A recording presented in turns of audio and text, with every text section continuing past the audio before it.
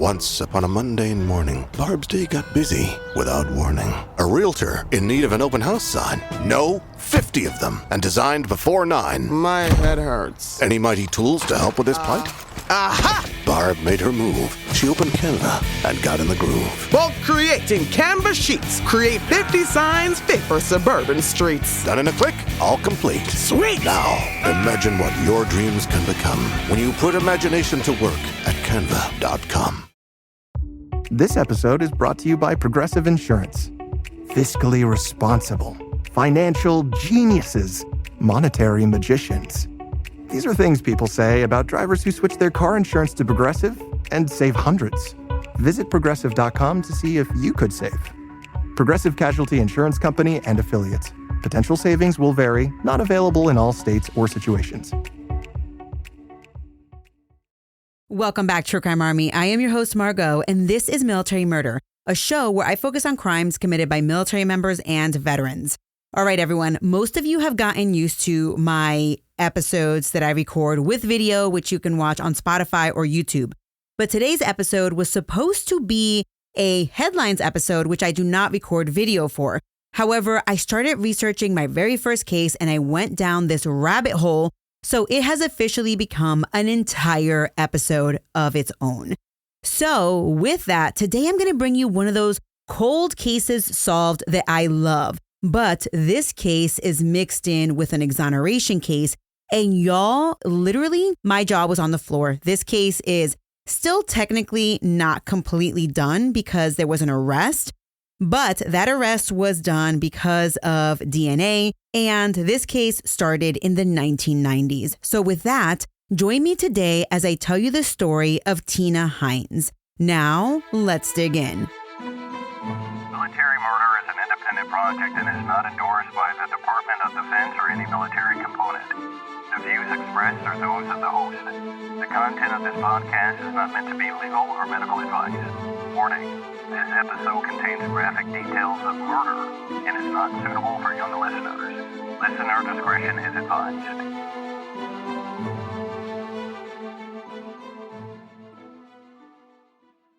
Our story today begins in Wisconsin Rapids. This is where Tina Sue Livernash grew up as a devoted daughter and sister. Tina loved going to the movie theater. She also loved finding bargains while shopping, and she would often entertain the neighborhood children with her bubbly personality.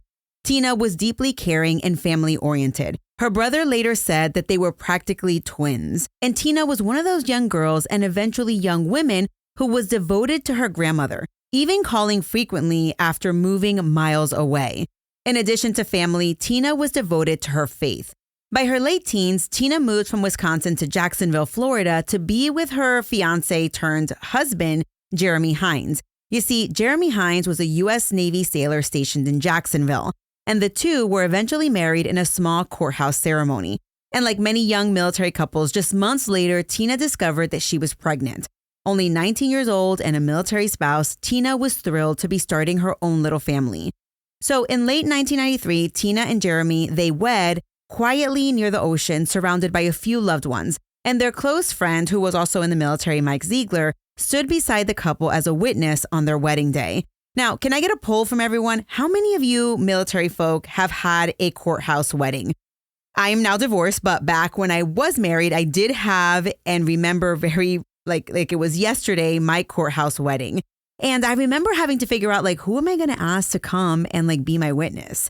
Well, Tina and Jeremy, they trusted Mike and they decided that he would be one of their witnesses. After getting married, Tina settled into life at the Heron Point Apartments in Mayport, which was just outside of Jacksonville. And Jacksonville is where Jeremy was stationed. Jeremy, a young Navy petty officer, was proud of his career and he was eager to start a family. Tina, previously a movie theater employee back home, well, she was now here and she dreamed of raising their child near the shore. And by spring of 1994, she was about 15 weeks pregnant. And if she was anything like me when I was pregnant with my first child, she probably wondered when she was going to start showing a little baby bump. And Tina's apartment was full of spring optimism. Nursery preparations, listing out potential baby names. In private moments, Tina confided in her mother, Sue, how excited she was to become a mom. She was cherishing every slow day and loving thoughts of soon hearing a newborn coo. But one night in April of 1994, everything changed. On the night of April 16th, 1994, Jeremy was aboard his ship patrolling the Atlantic. In their apartment, now 20-year-old Tina was getting ready for bed, and her 19-year-old brother-in-law, Chad Heins, was out, and he arrived later that day. It was actually the 17th at about 12:30 a.m. And by that point, everyone is sleeping. And so you're probably wondering, okay, so who is sleeping at the house? Well, Jeremy had a 19-year-old brother named Chad, and he had recently moved down from Wisconsin to be near Jeremy. Now, Chad was actually waiting for his fiance to come from back home to come to Florida with him. So after Tina turned in early, Chad arrived later after having a few drinks, and he dozed off on the living room sofa. It was an ordinary night, a gentle rain pattering outside, until just before dawn. It was roughly 5:45 a.m. when Chad Heins was awakened by the sound of the smoke alarm blaring. And when he woke up, he was kind of disheveled. He actually smelled smoke, and he saw flames on the carpet of the living room and kitchen. There were actually 3 small fires that had been somehow started. In a panic, Chad slapped out 3 small fires on the couch and on the floor. And yup, if you can even imagine, there was an actual fire on the couch where he had been sleeping. And with adrenaline pumping through his body, Chad dashed through the smoke into Tina's room to try and get her out. Like, let's go, let's figure out what's happening. And there on the bed lay the unthinkable. Tina, drenched in blood, stabbed over 24 times. Chad was so confused. And remember, he was still in a daze. He also had been drinking. He might have even thought like he was having a nightmare, a fire, and now finding his pregnant sister-in-law dead. Panicked and confused, Chad called 911. Paramedics and police arrived within minutes, but there was nothing to be done for Tina. Tina was pronounced dead at the scene. And now with a dead person and, these fires that had been put out, the investigators had to sift through this very chaotic scene to figure out what the hell happened to Tina. Immediately, they were told that Jeremy, Tina's husband, was at sea, so they would have to not only inform him like, hey, excuse me, sir, your wife is dead, but also we have so many questions for you. In examining Tina's body, she had defensive wounds on her hands, so she clearly fought her attacker. The murder weapon, well, it was nowhere to be found. And the phone in her bedroom, the line had been cut. And the fire, the investigators had so many questions. So they turned to Chad, the brother-in-law. They had so many questions for him. Like, did you really sleep through a murder? Did you sleep through someone lighting all these tiny little fires around the apartment? Or are you actually the culprit?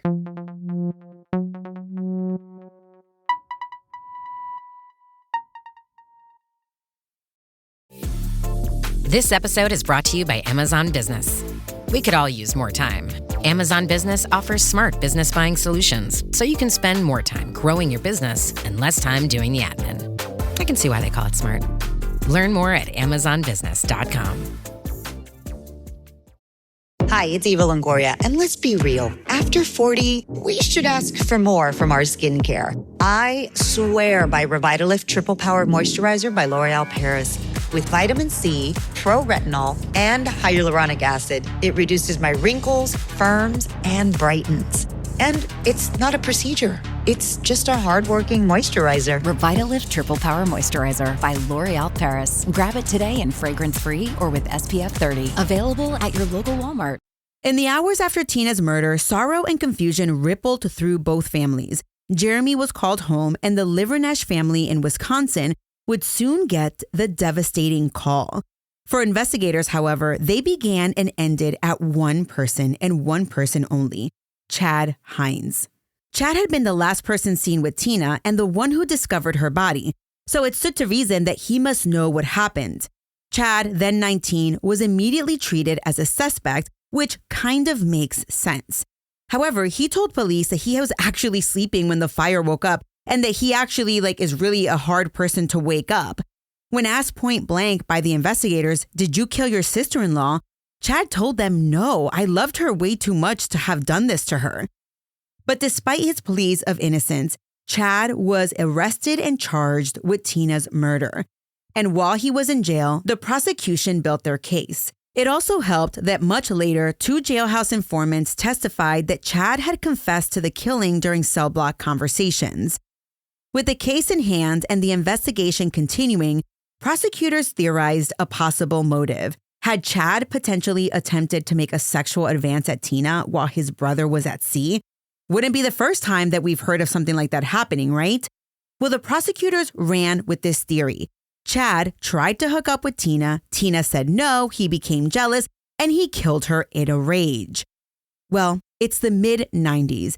DNA is not really a thing, but the jailhouse snitches and the fact that Chad was at the house during the murder, with this little bit of information, in December of 1996, Chad Heins was not only convicted of first-degree murder, but also of attempted sexual battery. And at the age of 21 years old, Chad was sentenced to life in prison in the state of Florida for the murder of his sister-in-law.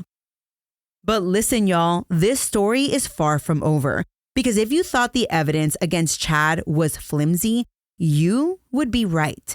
At the crime scene, Chad had 0 blood on him. Even though Tina had defensive wounds on her hands, Chad didn't have not even 1 scratch on his body, and investigators never found the murder weapon.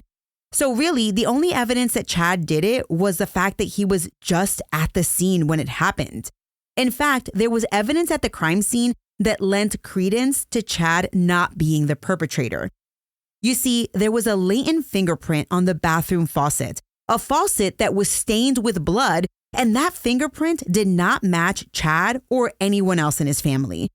Crucially, DNA tests were done on hairs found in Tina's room, or I don't know that it was DNA test or just kind of like the hair comparison. And they also were able to gather skin cells from under Tina's fingernails. But DNA was not yet a thing that could be tested back in the 90s. But the hair was. Now, the lab analysts said on the stand that the hairs came from one unknown man, and that unknown man was not Chad and it wasn't Jeremy because it was an unknown man. But the prosecutor never told the jury about the fingerprint.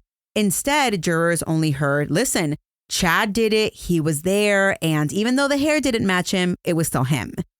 Well, in the years of appeals that followed Chad's conviction, a clearer picture emerged after he sought and received the help of the Innocence Project. Specifically, the Innocence Project, and then the Innocence Project got the help from the Innocence Project of Florida, which are different organizations. Now, defense lawyers successfully obtained new DNA testing on every piece of biological evidence at the crime scene, and the results were startling. So let me recap. Tina's fingernail scrapings, there was male DNA not belonging to Chad or Jeremy. And remember the hairs on Tina's body? Well, it was the same male DNA as the fingernail scrapings, again, not Chad or her husband Jeremy's. And then there was the fingerprint on the faucet. That fingerprint belonged to an unknown person, and guess what else? This fingerprint and the fact that it belonged to someone else was never disclosed to the jurors. Now, let's talk about one other piece of evidence. There was semen on the bed sheets. Well, they did gather this evidence back in the 90s, but they weren't able to process it. But in November of 2007, with the advancement of DNA technology, investigators ran this DNA, and guess what? The DNA on the bed sheets did not belong to Chad nor Jeremy, just some random male DNA. What does this mean for Chad? If you're screaming right now because, man, I hate injustice as much as the next guy, guess what? Once the semen was confirmed to not belong to Chad, everyone who was anyone, except probably for the dishonest prosecutor from the 90s, knew Chad was not the culprit. Chad was not the killer, but here he was sitting in jail. Let me backtrack just a little bit. As reported on the Innocence Project website, Chad's conviction was vacated in 2006 based on DNA evidence. But, and this was before the semen DNA was tested, Florida, even though they vacated the charges or the case, Florida kept Chad in jail pending a new trial because Florida had every intention of retrying Chad for Tina's murder. But once the Innocence Project attorneys fought to test and actually obtained the DNA from the sheets, that was when the state of Florida threw in the towel. And with that, on December 4th, 2007, the Florida state attorney dropped all of the charges against Chad Heins. Chad's conviction was vacated, and after 13 years behind bars, he walked free. He said, quote, "It was surreal," end quote. And this was what Chad said the day he left the jail. He had been in there since 1994. Quote, "To go from being locked up at 19 to walking out at 33, you don't forget it," end quote. Days after his release, he left Florida and returned to Wisconsin Rapids to rejoin his family. Can you imagine what this guy experienced? Think about it. This guy literally was back in the 90s, he was like, "Mom, bye, see you later. I'm going to go stay with Jeremy and his new wife for a bit, while I figure things out. My fiance is going to come." And instead of, starting his new life, he spent over a decade in a Florida jail. Needless to say that Chad's exoneration was celebrated by the Innocence Project, and it really put a spotlight on the power of DNA evidence. But wait, this story is not over yet, because this is one of those stories of a cold case finally solved. Chad's freedom didn't erase the years stolen from him. He stepped into life suddenly at age 33, having missed new technology, friends, and even family milestones. And I haven't read, but I don't know if he ended up marrying his fiance, but there's no mention of that. Maybe he also lost her. The local press covered his release, and Chad was reunited with his parents, and there were quiet celebrations among relatives. Chad gave interviews about the justice system, sometimes choking up at being vindicated. Tell me how you remember those 14 years that you lost. Are you angry about it? Is it like a bad dream? How do you think about those years, or do you think about them? I think about them, but I try to stay busy where I don't think about it. Because when I'm not busy, that's when I think about it. Waking up in cold sweats, probably a lot of times since I've been home. Tell me about the first morning you woke up in your own bed. It was weird. Just be able to open your eyes, just not think, well, here's another day, still in here. This is weird, just be able to turn on a light switch, because there's a toilet seat. I ain't had a toilet seat in 14 years. You haven't had privacy. Yeah, I don't care about privacy no more. They done broke me of that when it's the first time they strip searched me in front of 1,000 people, middle of the road. Yeah, the first time I went to Walmart, that was a real bad experience. Not bad, but a real experience, because you don't walk that close to people in prison. People be walking behind you and around you. You have to stop because you don't know what's going on. So I still catch myself doing that because I still ain't used to people walking close to me. When you wrote the letter to the Innocence Project, where did you get the idea to do that? I done gave up with my appeals back then. Figured I'd just do 25 years and get out, but an older man stepped to me, gave me the address, told me to write them. So all the guys that you were in there with, they'd heard you say over and over, I guess, that you were innocent. Nah, I ain't never in prison told no one I was innocent. If you saying you're innocent, well, now they're going to try to take advantage of you. And the whole time I was in prison, I ain't never thought about my case or told anybody why I'm innocent. I didn't do it, but a lot of people from the county jail knew me because I was in the county jail for so long, and they went to prison, and that's how everybody pretty much knew me. So Mom and Dad got me an appeal attorney, and every time they turn around, he's asking for more money. I said, instead of them going broke and giving up everything they worked for all their life, I just up and fired them. I'd rather do 25 years and have Mom and Dad go broke. So what made you change your mind and decide to write the letter? I just wrote it. I just out of desperation problem. I was just sitting around being bored one night and seen the address of my locker tray, so I said I might as well write them just to check it out. You never know. I knew they're talking about all they do is DNA work. And I know I got DNA. You know, they got DNA at the crime scene, and I know for a fact it ain't mine. That's why I might be good right here. So at what point did you start having hope again after that? About 2 years ago. So even after Judge Arnold said they could retest everything, yeah, you were still kind of wow. Because it's Jacksonville. I know how Jacksonville is. I was really, the big thing on my mind when they were going to retest everything is, I hope the prosecutors didn't mess with it, because they could have messed with it. They could have switched it up, all that stuff. Or they could have if they would have thrown that away, I'd still be sitting in prison right now. And I know Jacksonville, they're slimy enough to do that. What you just said? Them two they are. Angel Corey, that's slimy. That girl ain't nothing. That girl ain't nothing nice. Does that scare you at all? That since that case is technically still open, that she could come back after? Sort of, yeah. Yeah. I just hope that she hates me. If she does, then I got good lawyers now, so I ain't got no public defender. Yeah, a lot more than you had before, anyway. Yeah. So it probably would be kind of nice if she did, just so it'd be dead and over with. Take care of it. When the case got toward the end, before they let you out, what I'd heard was that they had offered you some kind of deal.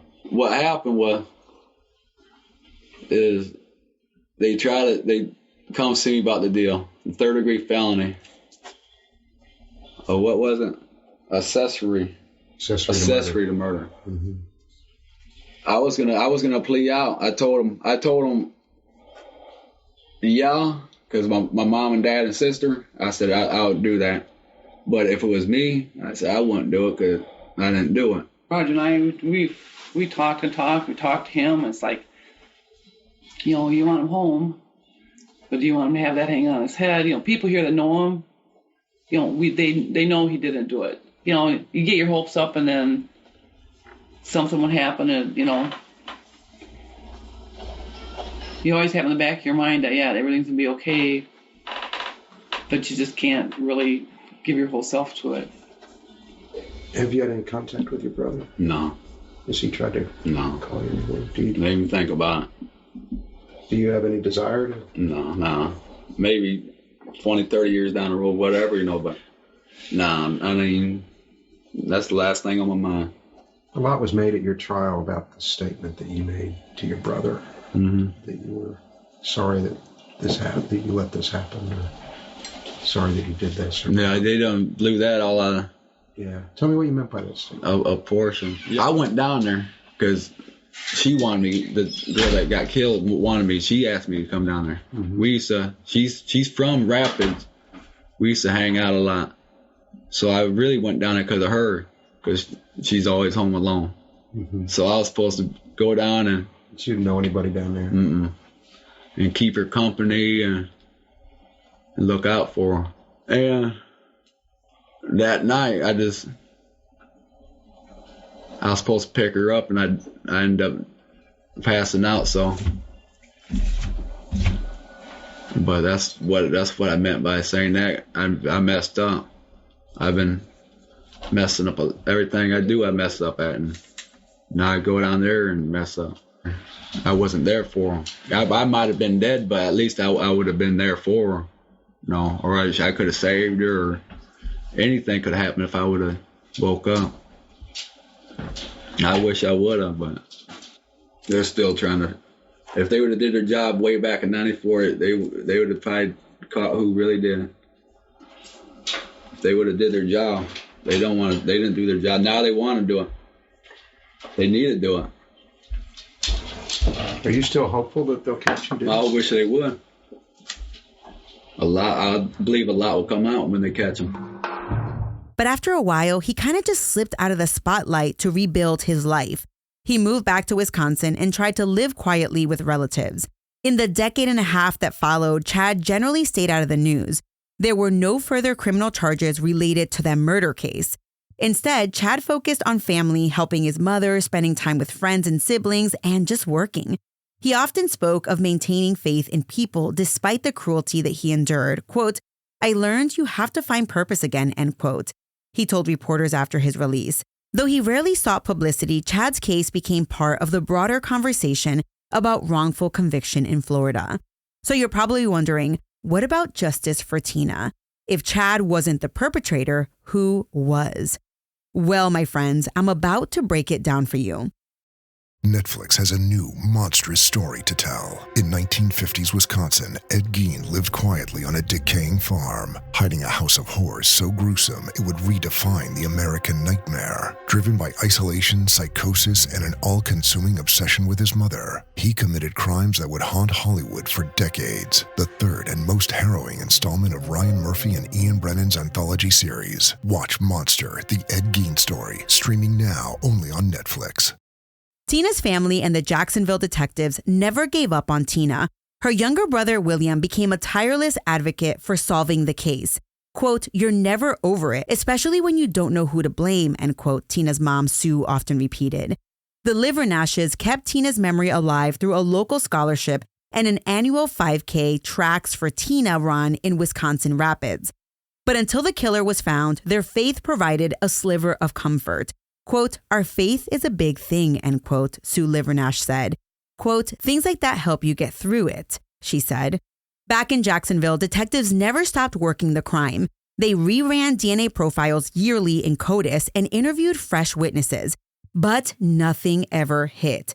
The big break, though, came years later through new science. In 2018, we've all heard this before, the arrest of the Golden State Killer via genetic genealogy made national news. Inspired with this new technology, the Florida prosecutors' cold case team turned to Othram Inc., a Texas lab using forensic genetic genealogy. In 2021, they shipped minuscule DNA from Tina's case to Othram. Using advanced genome sequencing, Othram built a comprehensive DNA profile from the old evidence. Then, genealogists compared it to public DNA databases tracing family trees until they had a lead. The family tree pointed to one man. And guess who that man was? Well, remember the wedding witness? That's right. The DNA pointed to Michael Shane Ziegler. Investigators quietly collected DNA from Ziegler's relatives and confirmed the match. Ziegler, now in his 50s and a retired merchant marine, had been a close friend of Jeremy Heins in the Navy. In fact, Ziegler had been stationed with Jeremy back in Florida and had stood beside him as a witness at Tina and Jeremy's courthouse wedding. And guess what? No one ever had suspected Mike in the decades-old cold case. So, with that DNA match, the case finally broke wide open. Just a few weeks ago, on August 28, 2025, a Duval County grand jury indicted Michael Shane Ziegler on charges of first-degree murder and sexual battery in the 1994 killing of Tina Heins. Shortly thereafter, on September 4th, 2025, U.S. Marshals arrested Ziegler in Covington, Georgia, where he was living with his mother. Mike did not fight extradition and was extradited to Jacksonville to face justice. Jacksonville authorities announced that Ziegler, now in his early 50s, was being held without bond.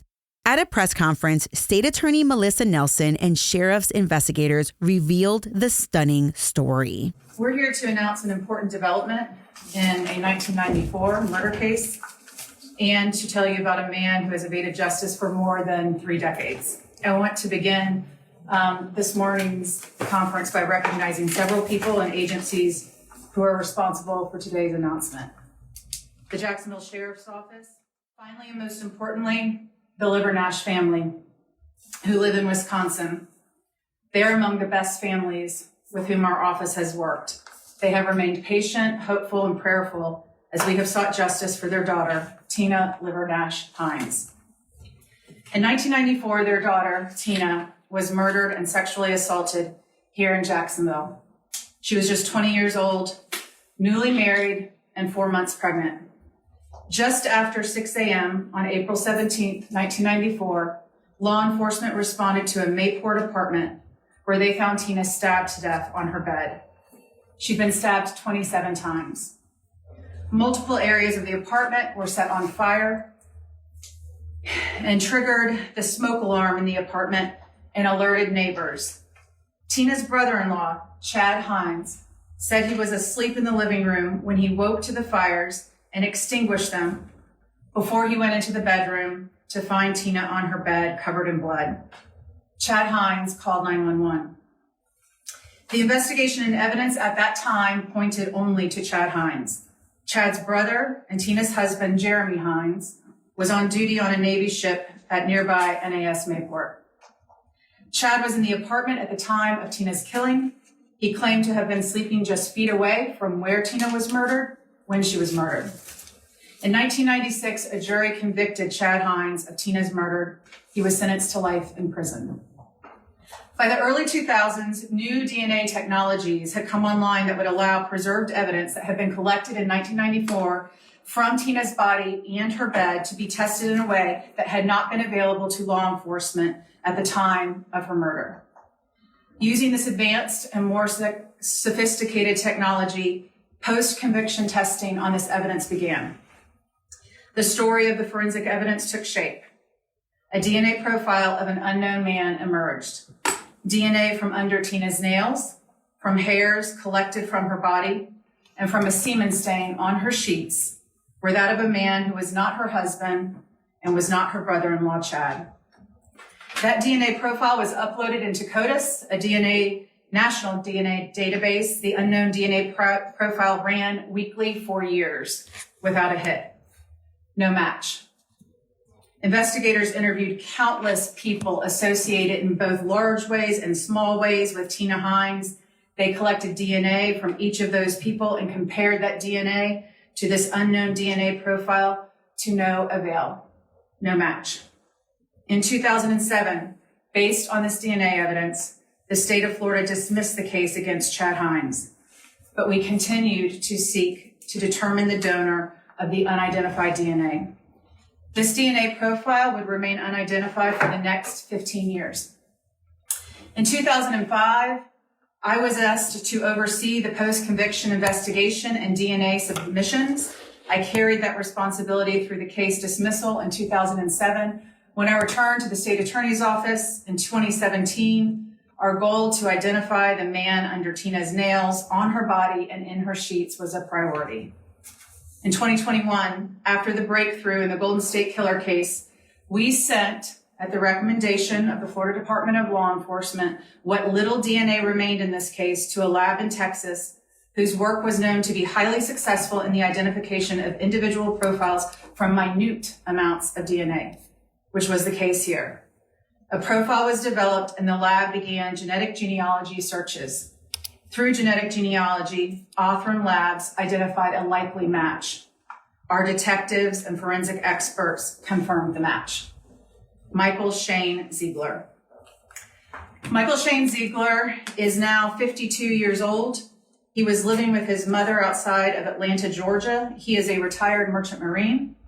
We learned that in 1994, Michael Ziegler was here in the Navy, stationed at Mayport aboard the USS Lady Gulf. We also learned this. He was not a stranger to Tina Heins. Michael Ziegler was her husband Jeremy's very close friend. In fact, he stood witness at their courthouse wedding just 5 months before Tina was killed. And though difficult to see, he's on the far right there, a picture taken at their courthouse wedding. For 3 decades, Ziegler remained under the radar, but his biological footprint endured. And with persistence and advancements in science, we finally caught up to him and caught him. On August 28th, this year, Alan Mizrahi presented this case to a Duval County grand jury. The grand jury indicted Michael Ziegler for the first-degree murder and sexual battery of Tina Heins. On September 4th, thanks to the good work of the Georgia Bureau of Investigations, the Clayton and Newton Counties Sheriff's Offices, the U.S. Marshals Regional Fugitive Task Force, and the Georgia State Patrol, Ziegler was arrested near his home in Covington, Georgia, without incident. He was returned here last week to Jacksonville, and today he sits in the Duval County Jail without bond. The trial team of Alan Mizrahi and Jay Plotkin will lead this prosecution moving forward. This is an active investigation. Obviously, this has been a very long journey, most especially for Tina's family. And for those who have worked tirelessly on this case, they have done so for one reason, and that was in the pursuit of justice.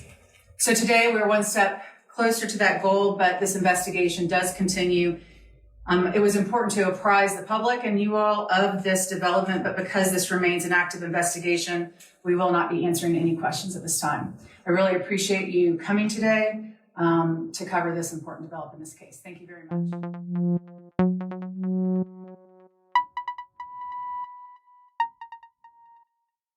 State Attorney Nelson outlined how every scientific breakthrough from fingernails to bed sheets had eventually pointed to this one man.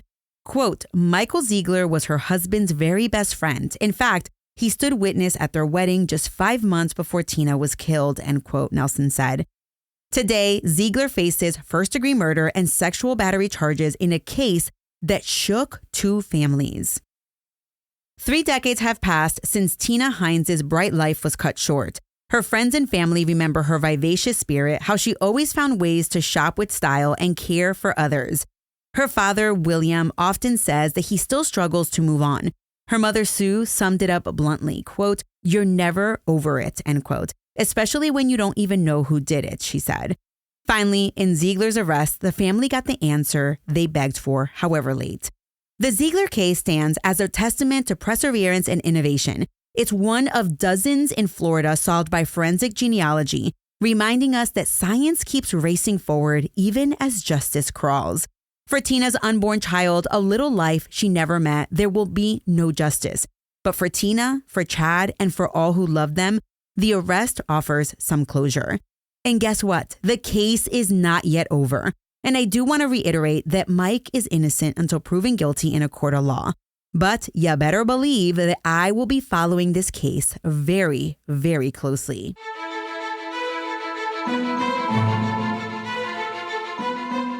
True Crime Army, thank you so much for following Military Murder. Today's episode was short, but it actually started out as just one of my headline cases. But the DNA and the exoneration required just a little bit more backstory. That being said, keep sending in your case recommendations, because recently I've been picking most of my cases from case recommendations that just came in. And because of my ADD, if you sent me a case today, I am more likely to cover it than if you recommended a case 3 years ago, okay? I'm sorry, everyone. I don't know why I'm like that. Pray for your girl. I just need to get my life together. By the way, if you would like to support me and this show, join my Patreon by visiting patreon.com/militarymurder and support your girlie, because bills have got to get paid. All right. My sources for this episode include various appellate court opinions, as well as the Innocence Project website and reporting on jexsheriff.org, News4JAX, forensicsmag.com, and projectcoldcase.org, and like I said already, the Innocence Project website. Military Murder is a Mama Margot production. The music was created by Tyops. Until next time, remember, you never really know what someone is capable of, so remain vigilant always. You have a fabulous week, and I'll keep digging to bring you another military murder case next time.